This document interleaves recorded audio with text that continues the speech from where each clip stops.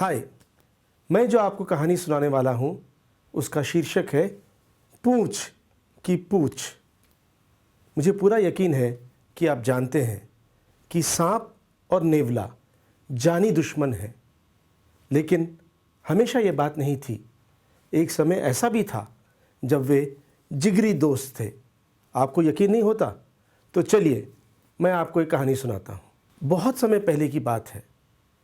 एक सांप और एक नेवला एक जंगल में रहते थे।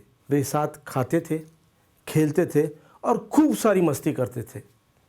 एक दिन उनको पता चला कि बगल के जंगल में एक प्रतियोगिता होने वाली है और वो प्रतियोगिता करा रहे हैं महाराज गजराज, जो एक हाथी हैं। उस प्रतियोगिता का नाम है लंबी पूंछ प्रतियोगिता।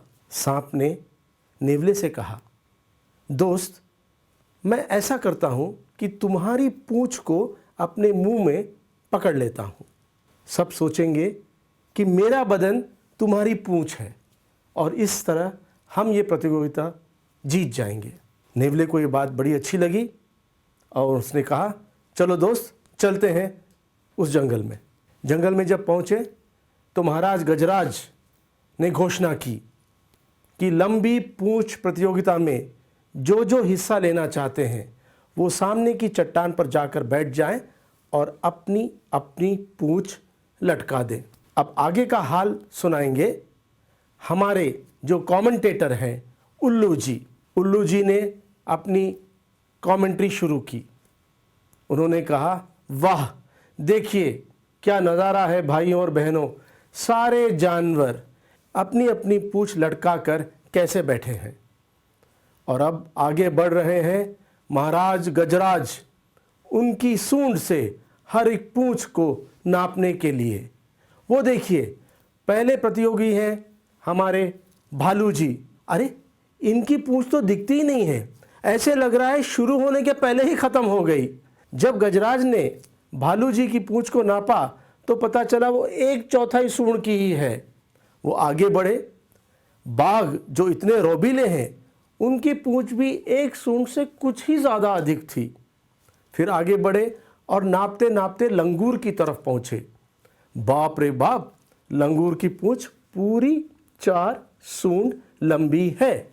लेकिन क्या लंगूर जी प्रतियोगिता जीतेंगे?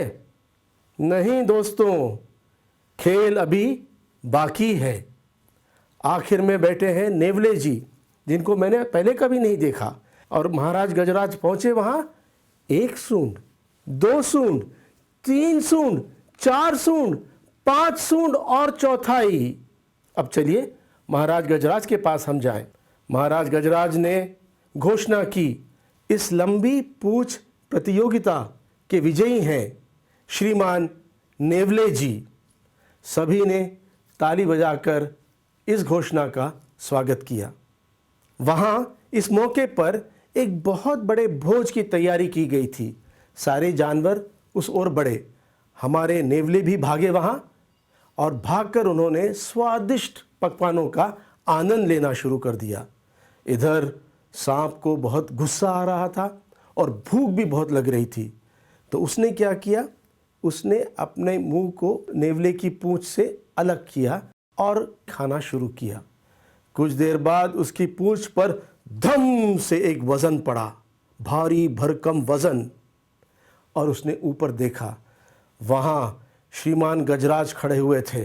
गुस्से में उनकी आंखें लाल थीं और वो जोर से चिल्लाए, बदमाशों, तुमने बेईमानी की है। तुम एक नहीं 2 जानवर हो। मुझे ना बेईमानी पसंद है और ना बेईमान। मैं तुम्हें अच्छा सबक सिखाऊंगा। और ये कहकर उन्होंने दोनों को बहुत मारा और पीटा और वहाँ से फेंक दिया। लहूलुहान बेचारे नेवले जी और सांप जी पहुँचे अपने घर और एक दूसरे पर आरोप कसने लगे। भुक्कड़, नेवले ने कहा, ऐसी क्या जल्दी थी तुम्हें सांप? तुम थोड़ा इंतज़ार नहीं कर सकते थे? तुम मुझे भुक्कड़ कह रहे हो, लालची कहीं के? इसके बाद दोनों ने एक दूसरे को खूब गालियाँ दी और एक दूसरे पर झपट पड़े और लड़कर मर गए। और उसी दिन से आज तक नेवले और सांप में गहरी दुश्मनी है। और अब वो पंक्तियाँ जो मुझे सबसे ज़्यादा अच्छी लगती हैं।